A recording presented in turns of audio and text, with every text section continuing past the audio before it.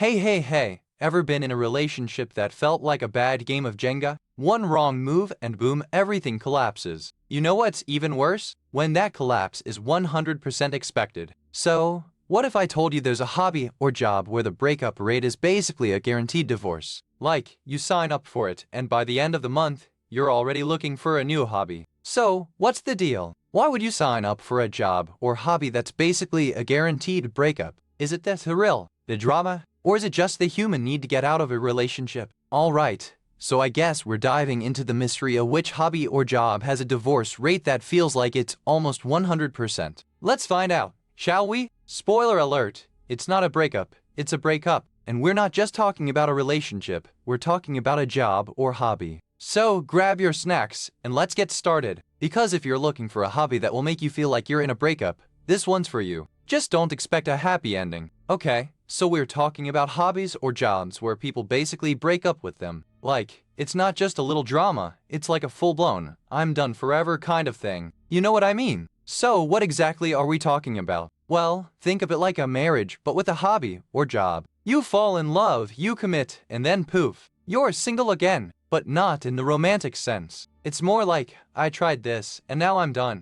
It's not just the hobby or job itself, it's how people relate to them. Some people try something, get bored, or realize it's not for them, and boom, they're out. Like a bad dating app match, but with your time and energy. So the question is, what hobby or job has a breakup rate that's like 99.9%? Like, it's not just a few people, it's like everyone. And yet, people keep trying it. Why? Because they think it's worth it. Or maybe they're just really bad at relationships. But here's the thing, not all breakups are bad. Some are just a natural evolution. You try something, it doesn't work, you move on, and that's fine. It's just not for you. Like a bad movie, but with your time and energy. So yeah, the real question is, what hobby or job is so popular, so many people try it, and so many people end up breaking up with it? It's like a viral challenge, but with your soul and your time. But let's not get too dramatic, because honestly, if you break up with a hobby or job, it's not the end of the world. It's just a new chapter, or a new hobby, or a new job, or just a new life.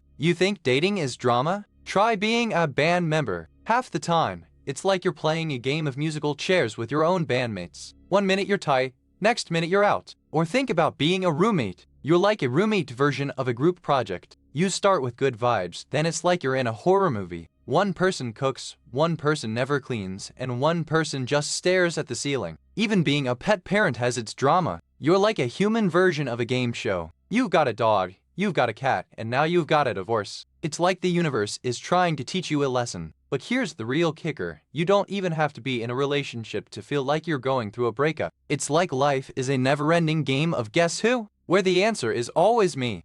So why should you care? Because if you've ever been in a group, a relationship, or even a coffee shop with your friends, you've already been through this. It's like the universe is just testing your resilience. In the end, it's all just one big, chaotic dance. And if you're still dancing, congrats, you're a survivor. Or at least you're not the one who broke up. Alright, let's go back in time to when humans first started pairing up. Back in the day, like hunter-gatherer days, relationships were like a group project. You had to work together, share food, and survive the wild, but if you didn't click, you just split up and moved on. No drama, no Instagram posts, just a simple, I'm done.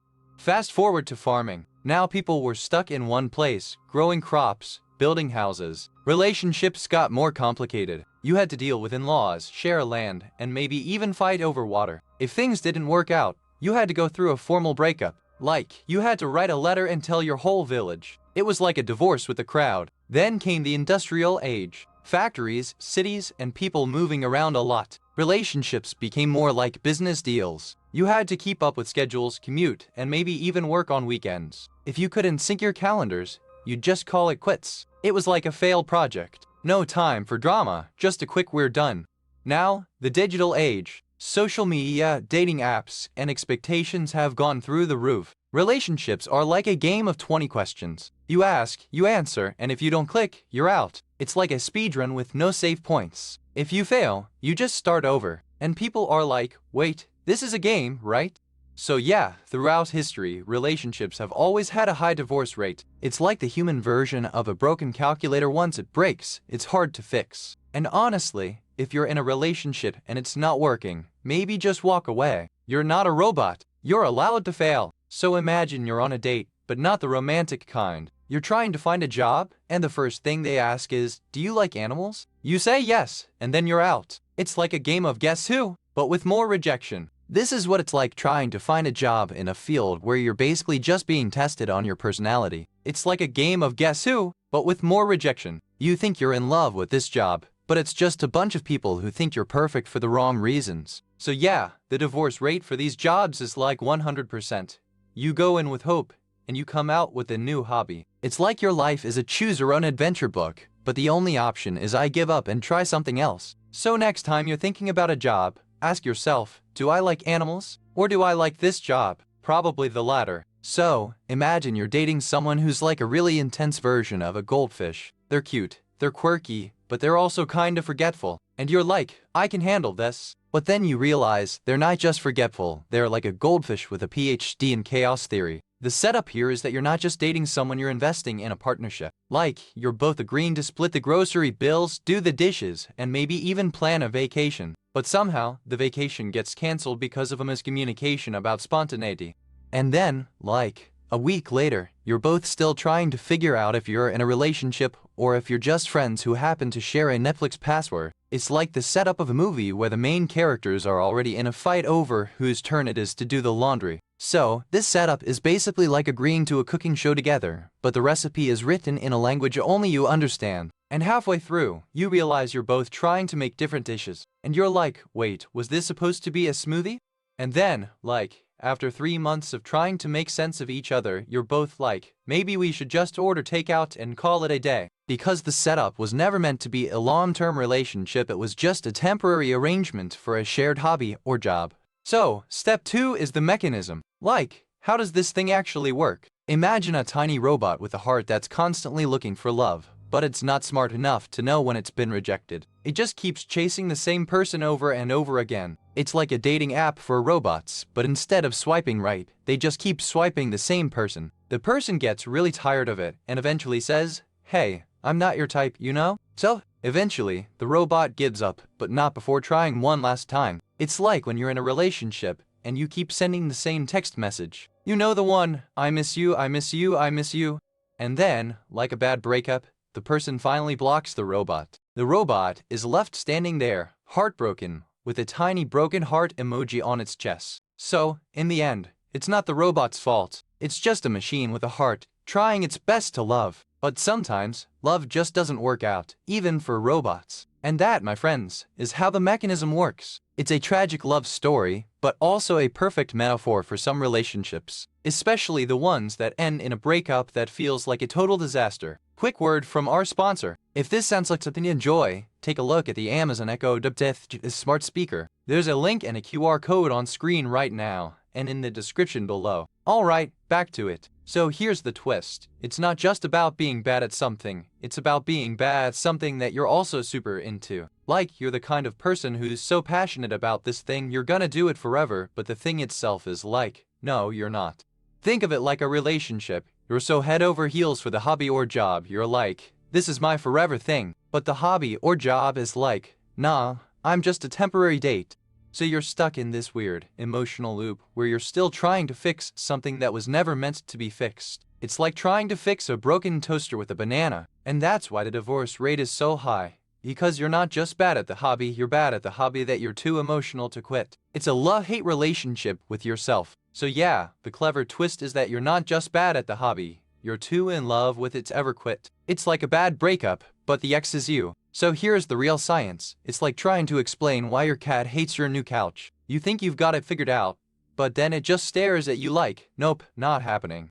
The breakdown rate is like a game of hot potato, but with people and relationships. You toss it, and before you know it, it's in someone else's hands, and you're left holding the bag. Scientists say it's about mismatched expectations, like trying to fit a square peg in a round hole and then getting mad when it doesn't work. It's not the peg's fault, it's the hole. But here's the twist, it's not just about the people. It's like trying to build a bridge with Legos but not knowing the blueprint. You start with the best intentions, but the structure just collapses. In the end, it's like trying to explain why your favorite ice cream melts. You know it's hot, but you also know it's just physics. Some things just can't be saved, no matter how hard you try. So yeah, the science is real, but it's also kind of silly, like trying to teach a parrot to use a computer. You can try, but it's just not going to happen. So imagine your job is like a dating app, but instead of swiping right, you're just swiping left until you find someone who isn't a total disaster. You meet a bunch of people, and by the time you get to the third one, you're like,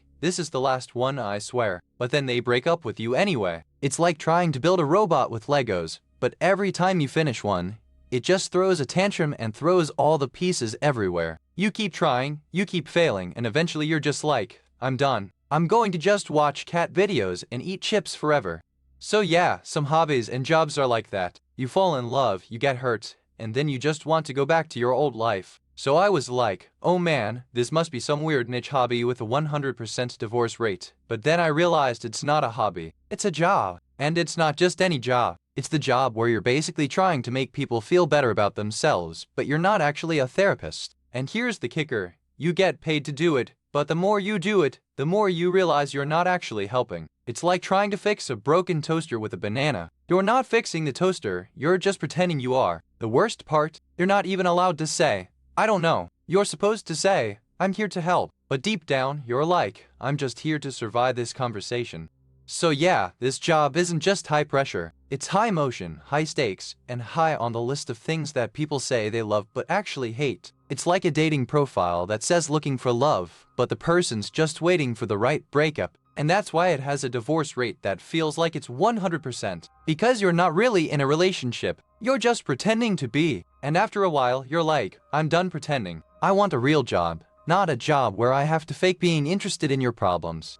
So first up, let's bust the myth that all hobbies are doomed to end in divorce. No, really, that's not true. Some hobbies are like long-distance relationships, low drama, high effort, and you're still hanging in there. Think about it, how many people start painting, then quit after one messy canvas? Maybe they just needed a better hobby, not a divorce. Or maybe they just needed a better brush. Also, don't confuse a hobby with a job. Jobs are like arranged marriages, expectations, schedules, and sometimes a little bit of resentment. But hobbies, they're more like a surprise party you never invited yourself to. So, no, not every hobby is doomed. Some people just need to find the right one. Like finding the perfect snack, sometimes it's a bag of chips, sometimes it's a sandwich, and sometimes it's just a nap. So there you have it, myth number 1, busted. No need for a divorce, just a better hobby, or maybe a better snack. So, I thought maybe it's just relationships, like dating or marriage. But wait, what about something like dating apps? Like, are you really in a relationship when you're just swiping? But no, the real answer is way more random. Think about things like, I don't know, like being a professional wrestler. Like, are you really in a relationship when you're just going out and doing matches? Wait, no, that's not it. The real thing is like, being a pet owner. Like, are you really in a relationship when you're just feeding a dog? No, that's not it either. The real answer is like, being a professional athlete. Like, are you really in a relationship when you're just training and winning? No, no, no. The real answer is being a member of a sports team. Like, are you really in a relationship when you're just playing for the team? You know that thing where you're like, I'm gonna be a pro at this, and then it's like, no, you're not. It's like your brain is dating a serial cheater. Ever tried to learn a new skill, only to realize you're not actually learning, you're just pretending to be a ninja in a YouTube video? You think you're in control, but your brain is secretly planning to break up with you and move on to the next thing. Like a bad ex. You're like a relationship that's been going through a divorce every month, but somehow still thinks it's in love. It's exhausting. So yeah, this breakup rate is everywhere. Just like your brain is a serial cheater, but you keep coming back for more. So imagine this, you're in a relationship with a person who's super into this hobby, and they're like, I'm gonna do this for a year, then we'll see if it works out. You're like, sure, sounds fun, I'll support you. And then they're off, doing their thing, and you're just waiting for them to come back, like a lost puppy. And then, like clockwork, they come back, but they're not the same person. They're more into the hobby than the relationship, and you're like, this is a bad idea. You try to be chill, but you're like, hey, I'm not a hobby, I am a person. I need more than just a project to feel loved. And then, boom, you're single again, but now you're like, I get it. Some hobbies are just too intense for a relationship. So, imagine if dating was a video game, and every time you level up, you just get dumped. That's what it's like in some of these hobbies. Like, you're not even halfway through the tutorial and you're already looking for a new one. There's this one hobby where you spend months trying to perfect something, and then one day it just breaks. Like you're not even the one who broke it. It just randomly quits on you. Total betrayal. And let's be real, some hobbies are like a bad breakup. You're still in love with the idea of it, but it's just not working. You're like, I miss the good times, but the reality is you're just stuck with the drama. The worst part is you think you're going to fix it. You'll spend hours trying to glue it back together, but it's just not the same. It's like trying to make a relationship work after the other person's moved on. So yeah, some hobbies are like relationships. You start with excitement, you work hard, and then suddenly it's over. And you're left wondering, was it worth it? So you've got this thing, you think it's the best thing ever. Then one day it just breaks. Like a toaster that's been in the sun too long. You're like, why did I even start this? Now you're stuck in the middle of this weird emotional roller coaster, trying to figure out if you're the problem or if it's just the thing. Like trying to blame a fridge for making you sad. You start questioning everything. Did I pick the right color? Was this even a good idea? It's like asking if a rainbow has a middle name. You're just not sure. Then you try to fix it. You patch it up. You try to make it work again. But it's like trying to glue a broken mirror back together. You can make it look okay, but it's still broken. And eventually, you just give up. You say, maybe it's time to move on. And then you're like, wait, did I just get a divorce? Did I just break up with my hobby? I didn't even know it was a relationship. Quick word from our sponsor. If this sounds like something you'd enjoy, take a look at the Fire TV Stick 4K streaming device. There's a link and a QR code on screen right now, and in the description below. Alright, back to it. But hey, that's life. You try, you fail, you learn, and you move on. Just like a kid who tried to draw a dog but ended up with a chicken. So next time you're about to start something new, ask yourself, am I ready for a divorce? Because chances are you're going to need one, or at least a really good therapist. Before you go, if you enjoyed this, please give it a like and subscribe so you don't miss the next one. And tell us in the comments what you'd like us to make next. We read every single one. Thank you so much for watching. Comment this emoji if you made it to the end.